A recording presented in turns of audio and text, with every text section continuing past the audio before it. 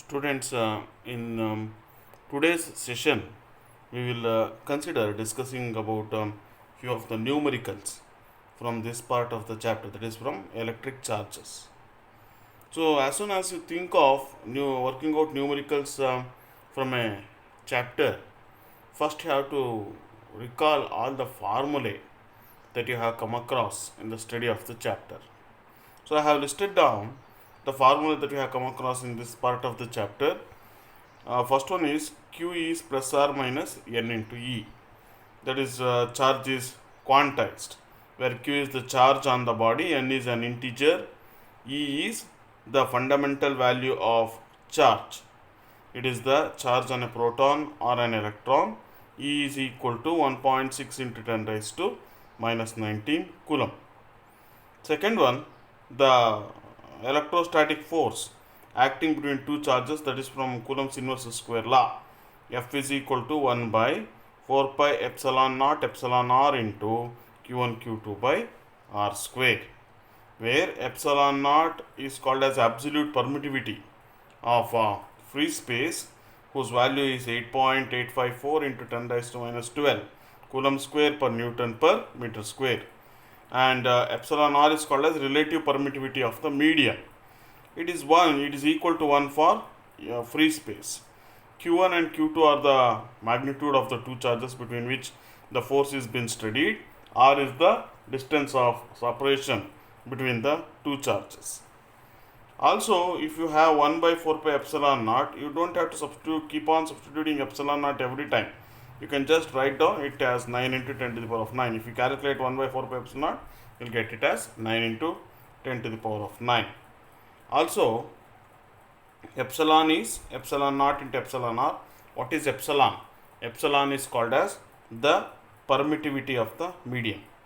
And also we had studied that the relative permittivity or dielectric constant of a medium is given by the ratio of the force between the two charges kept at a certain distance apart in air to the force between the same two charges kept at the same distance apart in the given medium.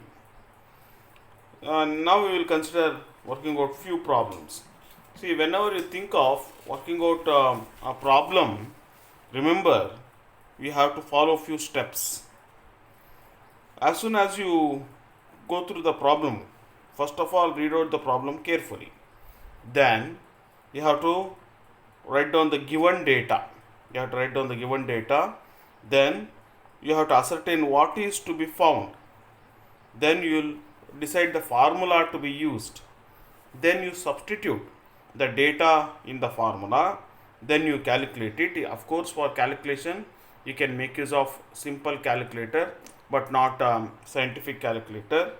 And then you will write down the answer along with the relevant unit. So if it is a 5-mark question, how the marks will be distributed? First, for the formula that you write, you will have 1 mark. Then secondly, for substituting in the formula, you will have the 2nd mark. Then for simplification, you will have the 3rd mark. Then for accuracy of the answer, the 4th mark. And the unit that you write will fetch you 5th mark. This is how marks is being distributed while evaluating a numerical. So first we will consider the first problem. How many electrons are to be removed from a neutral metal sphere in order to have a charge of 1 microcoulomb? You must be knowing micro corresponds to 10 to the power of minus 6. So micro is represented by the symbol read as mu. It's a Greek alphabet. So 1 microcoulomb is 1 into 10 raised to minus 6 coulomb. Here you have a neutral metal sphere and you are intending to make it a charged one. How to make it a charged one? By removing some electrons from it. Either you can add electrons or by removing electrons. In this case we are considering removing electrons. So the question is, how many electrons are to be removed if you want the sphere to have a charge of 1 microcoulomb? So the charge to be finally possessed by the neutral metal sphere is 1 microcoulomb. Q is 1 microcoulomb. How many electrons are to be removed? N has to be found. from charges quantize, we know that Q is N into E.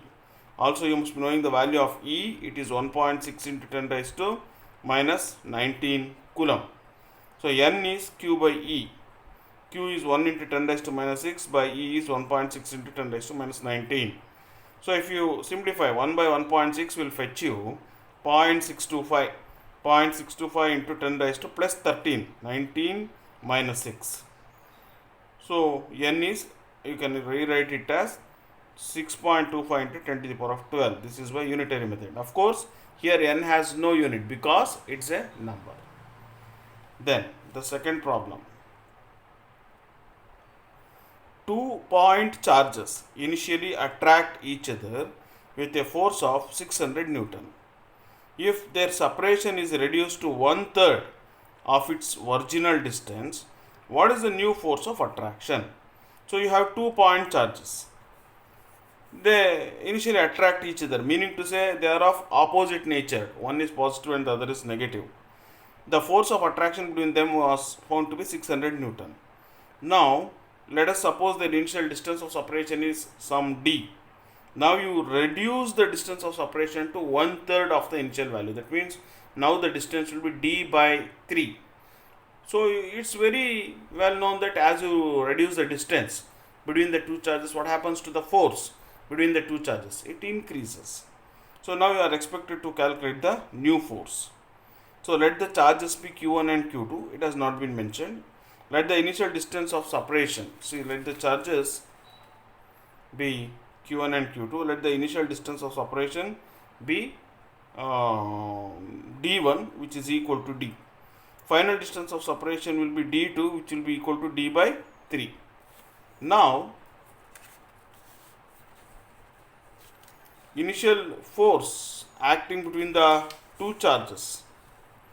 Initial force acting between the two charges when the distance of separation is equal to D is 600 Newton. You are expected to find the final force. So, F1 is given by 1 by 4 pi epsilon naught into Q1 Q2 by D1 square. I have referred it as equation number 1. And F2 is 1 by 4 pi epsilon naught into Q1 Q2 by D2 square. I have referred it as equation 2. Now you consider the ratio F2 by F1. So 1 by 4 pi epsilon naught into Q1 Q2 by D2 square by 1 by 4 pi epsilon naught into Q1 Q2 by D1 square.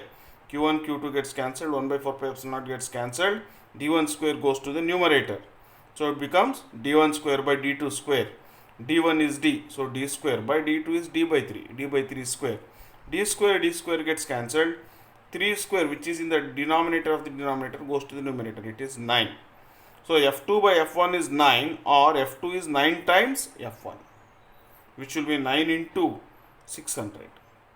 So your answer will be 5400 Newton. You can observe F2 is much greater than F1. Then the third problem.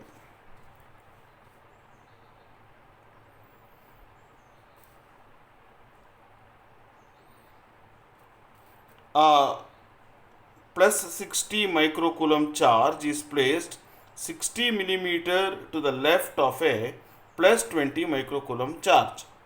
What is the resultant force on a minus 35 microcoulomb charge placed midway between the two charges? So you have initially two charges, plus 60 microcoulomb and plus 20 microcoulomb. Mind that here at point A I have plus 20 microcoulomb. To the left of point A at a distance of 60 millimeter, 60 into 10 raised to minus 3 meter, I have another charge plus 60 microcoulomb. I have considered its position as B. Now, a charge of minus 35 microcoulomb is placed at the position C, which is midway between A and B. That means AC would be equal to 30 millimeter and BC would be equal to 30 millimeter.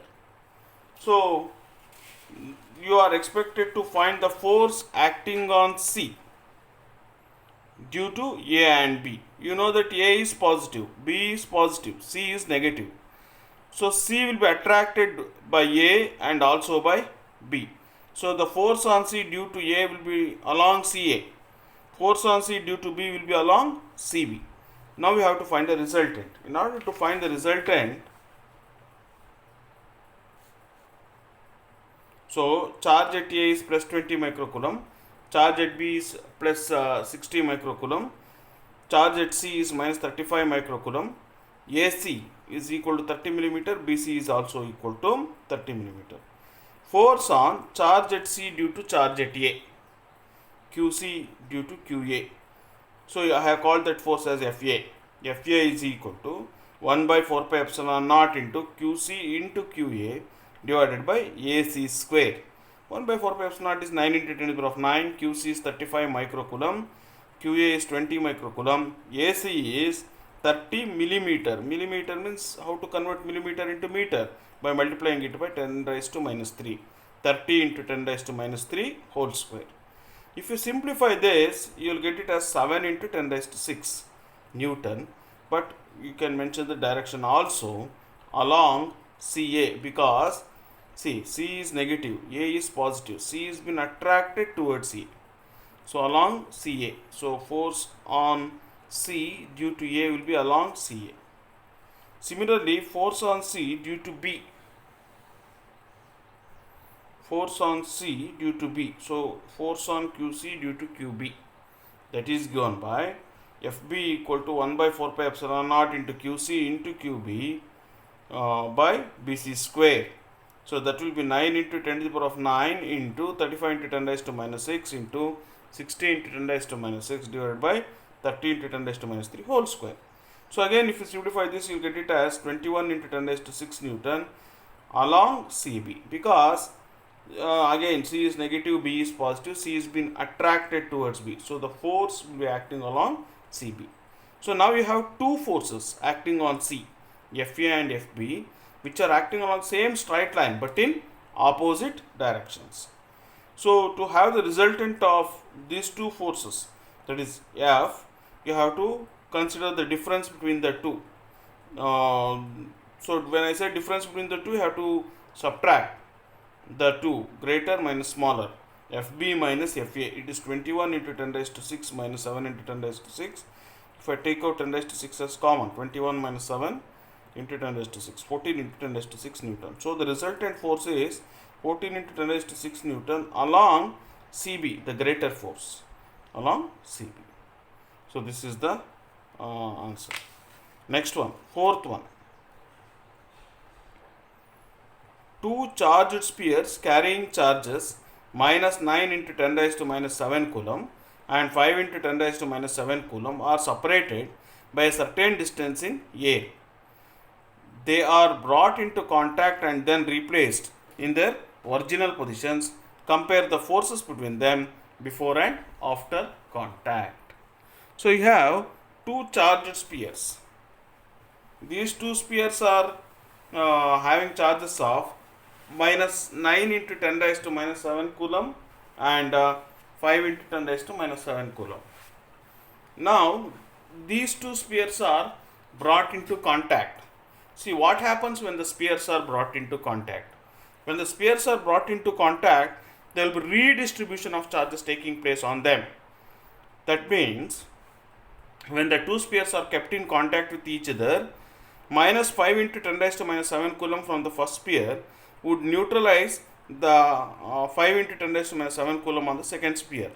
So now the system is left over with only minus 4 into 10 raised to minus 7 coulomb, which will be equally distributed on both the spheres. That is minus 2 into 10 raised to minus 7 and minus 2 into 10 raised to minus 7. So now they are again taken back to their original positions. Now you have to calculate the new force and you are expected to calculate the ratio of the forces. Compare means you have to calculate the ratio of the forces. So before contact, before the spheres were brought into contact, the charge on first sphere was minus 9 into 10 raised to minus 7 coulomb and charge on second sphere was 5 into 10 raised to minus 7 coulomb. Now we will assume the separation between the two spheres to be D. So the initial force acting between the two spheres is F1 is 1 by 4 pi epsilon naught into Q1 Q2 by D square. Now when they are brought in contact, redistribution of charges takes place, and now the final charges on the two spheres are Q1 dash. I have called it as Q1 dash. The charge on first sphere is minus 2 into 10 raised to minus 7 coulomb and the charge on second sphere is minus 2 into 10 raised to minus 7 coulomb. So F2 would be, the final force will be 1 by 4 pi epsilon naught into Q1 dash into Q2 dash by d square. Now since we have to compare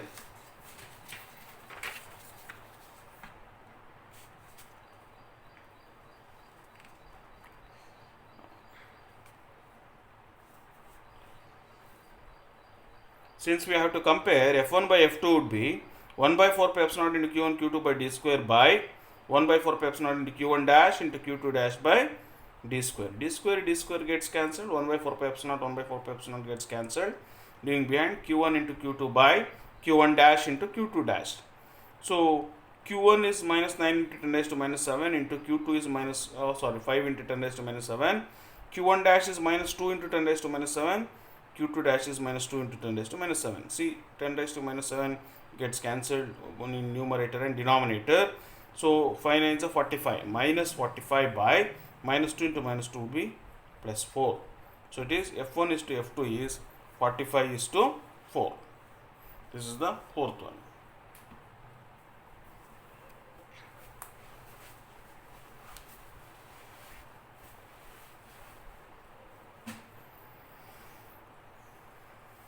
Now the next problem. 2 point charges plus 3 nanocoulomb and minus 3 nanocoulomb are placed at vertices A and B of an equilateral triangle ABC of side 0.3 meter in A. If a charge of plus 2 nanocoulomb is placed at C, what force would it experience? So you have an equilateral triangle ABC. All the three sides are of length 0.3 meter. Charge at A is plus 3 nanocoulomb. Charge at B is minus 3 nanocoulomb and charge at C is plus 2 nanocoulomb. Now the question is, what will be the force experienced by the charge at C due to charges at A and B? So remember, charge at C is positive, charge at A is also positive. So charge at C will be repelled by the charge at A. So if I calculate the force on C due to A, which I call it as FA, it will be along this direction. Similarly, charge at C is positive but the charge at B is negative. So charge at B attracts the charge at C. So the force on C due to charge at B would be along CB. So this will be FB. Okay. So AB, BC, CA are all equal to 0.3 meter. So once again I tell you, charge at A is positive, charge at C is also positive. So charge at A attracts charge at C. Hence, charge at A repels charge at C because they are like charges. So the force acting on C due to charge at A will be along AC in this direction, that is FA. Similarly, the charge at B is negative, charge at C is positive. So the charge at C will be attracted by charge at B. So the force on C due to B will be along CB, FB. AB, BC, CA are all equal to 0.3 meter. Now, charge at A is plus 3 nanocoulomb, charge at B is minus 3 nanocoulomb, charge at C is plus 2 nanocoulomb. Now I can calculate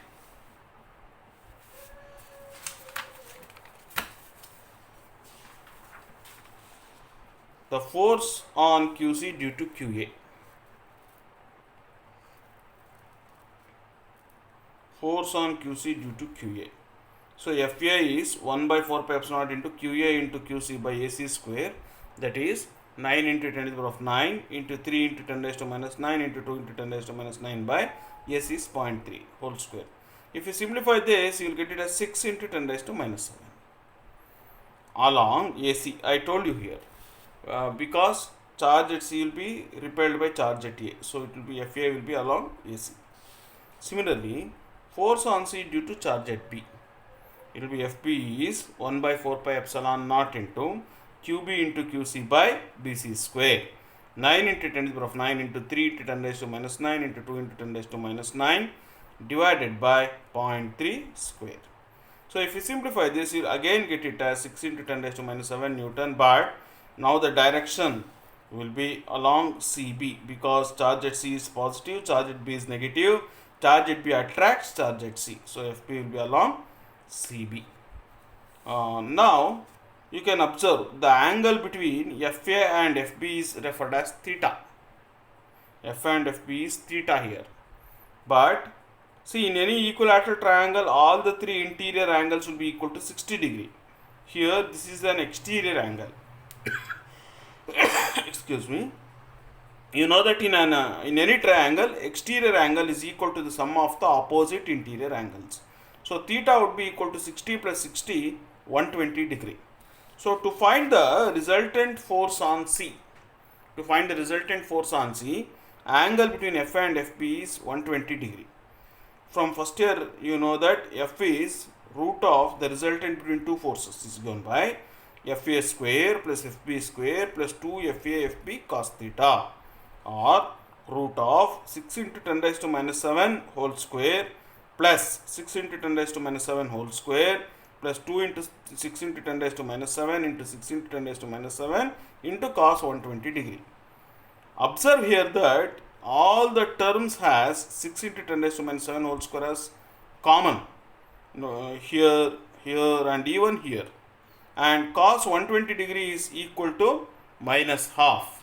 Therefore, F is equal to root of 6 into 10 raised to minus 7 whole square common factor into 1 plus 1 plus 2 into cos 120 is minus half. So this 2 gets cancelled and becomes minus 1 here. So 1 plus 1 minus 1 will be 1. So root of 6 into 10 raised to minus 7 whole square would be 6 into 10 raised to minus 7 Newton. Right. So students, today from this part I have discussed about 5 numericals. I will be posting few problems in the WhatsApp group as homework. You can solve them later on. If you have any doubts, we can again discuss in the class. In the next session, I will be starting with the electric field. Thank you.